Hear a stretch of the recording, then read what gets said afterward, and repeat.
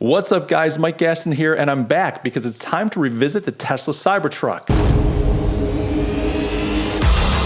Now, if you've been around my channel for any length of time, you know I did a video on the Cybertruck back in November of 2019 when the truck first came out. And if you're a regular on this channel, you know also that video kind of blew up. I had like over 822,000 views, which is crazy for a channel of my size. I'll link to it here if you haven't seen it already. In it, I make the claim that the Cybertruck's design was a branding masterstroke, that it was so bombastic and different that when it hits the streets, it'll force everyone who sees it to think Tesla.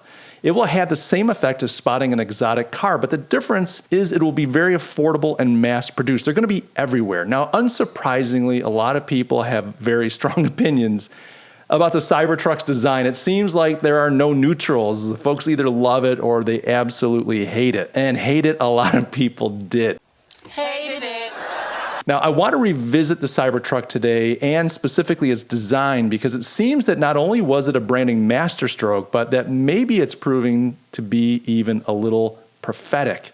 Now, what am I talking about when I say prophetic? Well, hold on, let me explain. When you look at the vehicle, you're struck by its looks. Stainless steel everywhere, not a single curve, all hard angular polygons, massive tires, tinted windows, menacing lights, and the thing is just huge. This machine looks dangerous. In fact, many people pointed this out, saying that there is no way the Cybertruck will pass safety regulations as is, that it's too dangerous for pedestrians, cyclists, and motorists with its heavy gauge stainless steel and hard, sharp edges. Someone might get hurt. That was the kind of cry, and I think there was some legitimacy to that. And what about those windows? Why does a utility vehicle used for picking up supplies for your weekend project or hauling a cooler full of beer and some fishing poles to the lake need projectile-proof glass? It seemed like overkill, just like everything else about the Cybertruck. Now, some speculated that Elon is designing a vehicle for Mars, others that he'll be selling fleets of Cybertrucks to the military, but I want to posit another option. An option that is one part I'm joking and another part not really.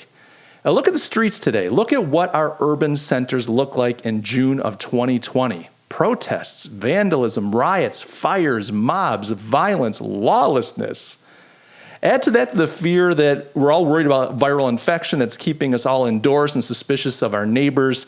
Add to that the ratcheted up political antagonism that has got us at each other's throats. And what better vehicle in the midst of dystopia, a world of depleted resources, lawlessness, and threats on every side than a big, angular, stainless steel beast of a machine like the Cybertruck? Now tell me, what would you rather be driving through the city in today, a Ford F-150 or a Cybertruck? Which one will keep you safer while pushing through the crowds and taking rocks and bottles and bricks to the vehicle's body and windows?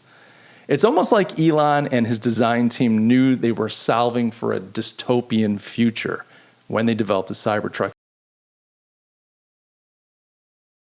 You see, when the Cybertruck hit the scene, it immediately made the classic truck design, the one that the Ford F-150 and every other truck are based on, outdated.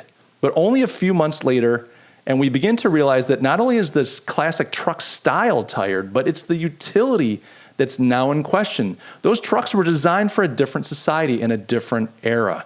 They were created for a world of relative peace and prosperity, a time of goodness and community. Oh, feels so good. And yet that time, sadly, no longer seems to exist. One of the more sophisticated criticisms that I heard about the Cybertruck's design was that it was made to look futuristic, but more like a caricature of what we used to think the future would look like. That its hard angles and blocky style looked more like it came out of an 80s dystopian sci-fi, a sort of Mad Max world of hopelessness and dehumanization. And back when the truck came out, it was a good point. Our cities were not on fire. Anarchists had not taken over Seattle. And small business owners were not cowering in the back of their stores, huddled as the mobs raged outside in the streets.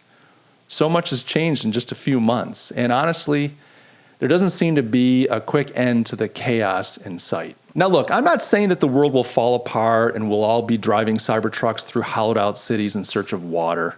But consider this, that the world only has to feel like it's falling apart to make the Cybertruck seem like the best option. It doesn't actually have to be falling apart. Why have office workers been driving massive SUVs with all-wheel drive back and forth to work every day for decades? Do they have to go over mountain passes and ford rivers to make it to the office in time for the 9 o'clock break room coffee klatch? No. No, we've all known that people buy SUVs to feel better, Look, the average person doesn't need them. Most of us don't get any extra use out of an SUV than we do a sedan, and yet SUVs have been one of the best-selling categories of automobiles for a long time now. We just like to sit up higher in a big vehicle because it makes us feel like we're safer and have more control. For the same reasons, the world does not need to fall into total chaos for the Cybertruck to make sense. It just has to start to feel a little like it's teetering, like the center is straining to hold for the masses to feel like they need one. Kids, turn on the TV. We're teetering. Now, at the time, the Cybertruck's design seemed a little cartoonish to some design thinkers, but now it makes perfect sense. And this is why I said at the beginning of this video that there was something prophetic about it. My friends, the future is now. Elon Musk and team has given us, wittingly or unwittingly, the perfect ride. You too can cruise through Armageddon in relative ease and safety for only $200 down. I hope you enjoyed this video. I want to give a shout out to good friend and deep thinker Dave Danglis. The idea and original premise for this video came from him. Also, if you haven't done so already, please subscribe. I talk about business, branding, and living life on your own terms. I'd be honored to have you as part of this growing community. Guys, never forget, I love you all, and I will catch you in the next video.